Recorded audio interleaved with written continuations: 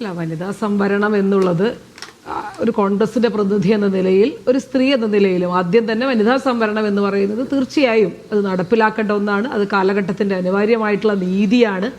ഈ നാട്ടിലെ പകുതി മനുഷ്യരോട്, അല്ലെങ്കിൽ സ്ത്രീകളായിട്ടുള്ള പകുതി മനുഷ്യരെ, ഇപ്പം കേരളത്തിലേക്ക് പുതിയ തെരഞ്ഞെടുപ്പിന്റെ കണക്കുകളിൽ പോലും നമ്മൾ കണ്ടു, ഏറ്റവും കൂടുതൽ വോട്ട് ചെയ്തിട്ടുള്ളത് സ്ത്രീകളാണ് പുരുഷന്മാരെക്കാൾ.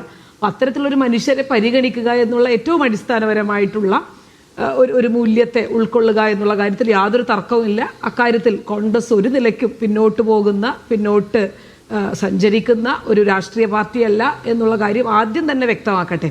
പിന്നെ ഈ ചോദിച്ച ചോദ്യങ്ങളിലേക്ക് കടക്കുമ്പോൾ സ്വാഭാവികമായിട്ടും എന്തുകൊണ്ടാണ് ഇത്തരം അസ്വസ്ഥതകൾ ഉണ്ടാകുന്നത്, എന്തുകൊണ്ടാണ് ഇത്തരം ചോദ്യങ്ങൾ ഉണ്ടാകുന്നത് എന്നുള്ളതിന് വളരെ കൃത്യമായിട്ടുള്ള കാരണങ്ങൾ ഈ ബില്ലുമായി ചേർത്ത് നമുക്ക് പറയാൻ കഴിയും.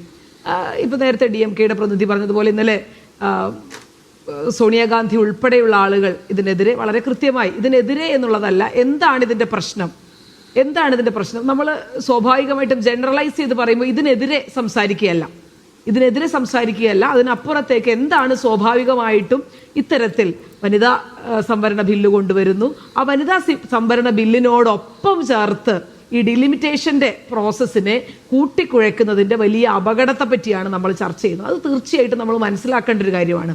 അപ്പോൾ അങ്ങനെ പറയാൻ വരുമ്പോൾ, കോൺഗ്രസ് ഇതാണ് പ്രശ്നം എന്ന് പറയാൻ വരുമ്പോൾ സ്വാഭാവികമായിട്ടും BJP-യും നരേന്ദ്രമോദി ഉൾപ്പെടെയുള്ള അതിൻ്റെ മുഴുവൻ സംവിധാനങ്ങളും പറയാൻ ശ്രമിക്കുന്നത് എന്താണെന്ന് വെച്ച് കഴിഞ്ഞാൽ, ഈ ഡീലിമിറ്റേഷൻ പ്രോസസ്സിനെ എതിർക്കുന്ന ആളുകൾ, അതിൻ്റെ രാഷ്ട്രീയത്തെ പറ്റി സംസാരിക്കാൻ ശ്രമിക്കുന്ന ആളുകൾ, അതിലെ അപാകതകൾ ചൂണ്ടിക്കാണിക്കാൻ ശ്രമിക്കുന്ന ആളുകൾ, അവർ വനിതാ സംവരണത്തിന് കൂടി എതിരാണ് എന്ന് വരുത്തി തീർക്കാനുള്ള ഒരു ബോധപൂർവമായിട്ടുള്ള ഒരു ശ്രമമാണ് ഇവിടെ നടക്കുന്നത്.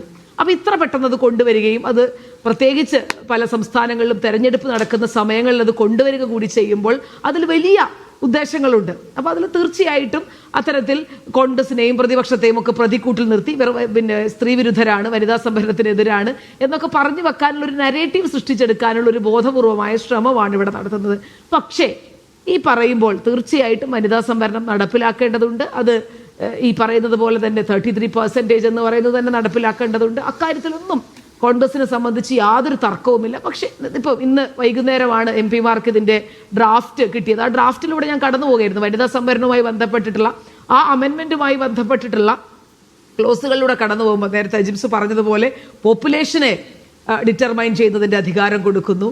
അതുപോലെ തന്നെ ഡീലിമിറ്റേഷൻ ഒരു കമ്മീഷൻ വെക്കുന്നു. ആ കമ്മീഷനിലെ അംഗങ്ങളൊക്കെ നമ്മൾ വളരെ ഏകപക്ഷീയമായിട്ടുള്ള കുറേ തീരുമാനങ്ങൾ അതുമായി ബന്ധപ്പെട്ടിട്ടുണ്ട്. അതൊക്കെ കൂടുതൽ വളരെ ഗഹനമായി പഠിക്കുകയും മനസ്സിലാക്കുകയും ഒക്കെ ചെയ്യേണ്ട കാര്യമാണ്. കാരണം നമ്മുടെ ഫെഡറൽ സംവിധാനങ്ങളുടെ സിസ്റ്റത്തെ അടക്കം തകർക്കാൻ പോകുന്ന പല കാര്യങ്ങളും അതിനകത്തുണ്ട്.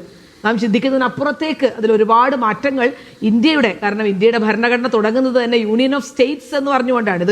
ഇതൊരു ഏറ്റവും മുകളിൽ അധികാര കേന്ദ്രം ഇരിക്കുകയും അതിങ്ങനെ ഭരിക്കുകയും ചെയ്യപ്പെടുന്ന ഒരു സംവിധാനമല്ല ഇന്ത്യയുടേത്. അതൊരു യൂണിയൻ ഓഫ് സ്റ്റേറ്റ്സ് എന്ന് വളരെ കൃത്യമായി പറയുമ്പോൾ അതിൻ്റെ ഫെഡറലിസത്തെ ഊന്നി തന്നെയാണ് പറഞ്ഞു വെക്കുന്നത്. അപ്പോൾ ഇതിൽ വലിയ അപകടം ഉണ്ടാകുന്ന പല കാര്യങ്ങളും ഡീലിമിറ്റേഷൻ കമ്മീഷനുമായി ബന്ധപ്പെട്ട് അതിലുണ്ട് എന്നുള്ള കാര്യത്തിൽ തർക്കമില്ല.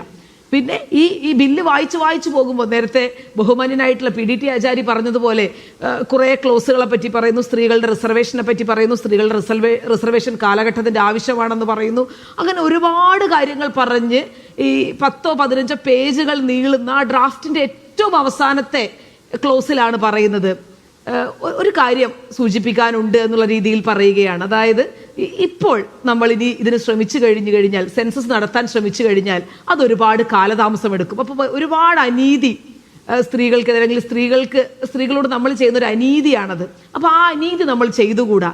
അതുകൊണ്ട് തന്നെ നമ്മൾ ഏറ്റവും ലാസ്റ്റ് പബ്ലിഷ്ഡ് സെൻസസ് എന്നാണ് പറയുന്നത്, ഏറ്റവും അവസാനം പ്രസിദ്ധീകരിച്ച സെൻസസ് അനുസരിച്ച് നമുക്കിതിലെ കാര്യങ്ങൾ ഡീലിമിറ്റേഷൻ അടക്കമുള്ള പ്രോസസ്സിലേക്ക് കടക്കേണ്ടിയിരിക്കുന്നു.